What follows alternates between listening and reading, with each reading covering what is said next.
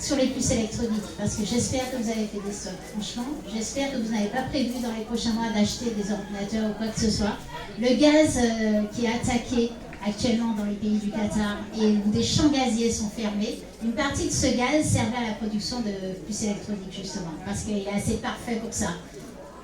Et bien là, plus d'accès, et on sait que ça aura un impact très fort sur les puces.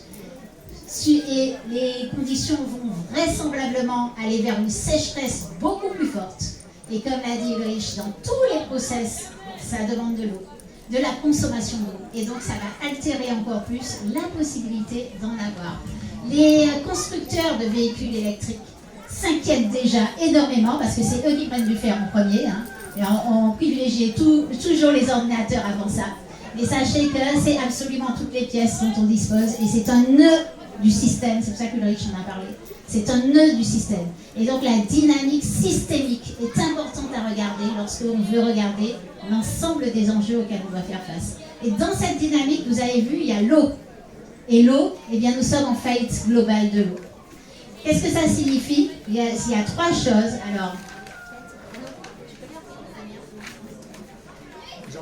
ouais.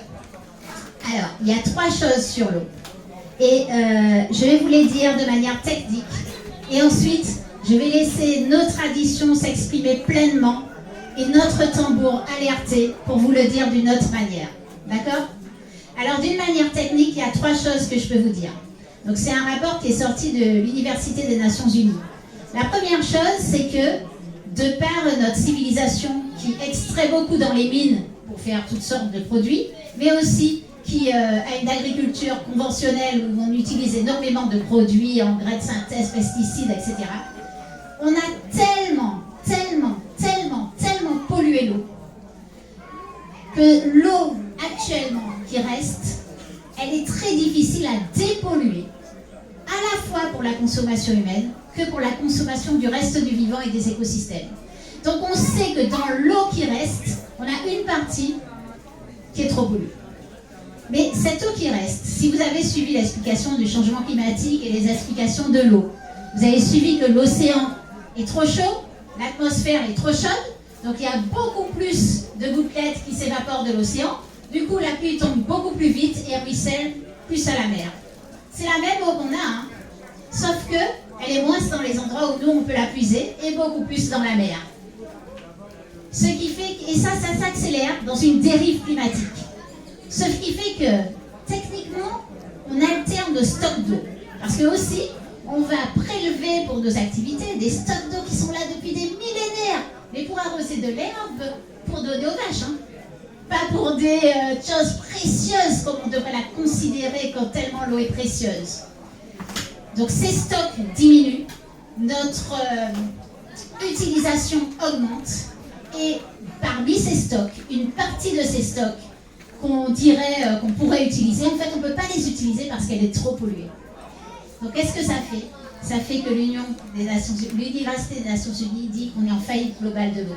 Ça veut dire que la crise est derrière nous, le stress est derrière nous, l'urgence est derrière nous. On est juste entré dans un autre état où on n'a plus d'eau comme on connaissait avant. Et il faut acter ça, acter cette faillite de l'eau, acter cette faillite du système humain eau. Pour se dire, eh bien maintenant, ok, tout ce qu'on va faire et qu'on va mettre en place qui vous a été présenté dans la matinée est hyper important parce qu'il nous empêche d'accélérer cette perte de l'eau. Mais on sait déjà que nos stocks, que ce qu'on a, notre capital, est beaucoup plus petit. À nous d'imaginer ensemble comment est-ce qu'on peut vivre tous ensemble avec quelque chose de plus petit. Et comme je vous l'ai dit, moi je pense que rien de mieux que notre tambour pour faire ce genre d'alerte. Donc je vais vous inviter à vous décaler un petit peu, on va libérer l'espace qui est ici. Et vous allez voir, pour moi, notre culture est une force.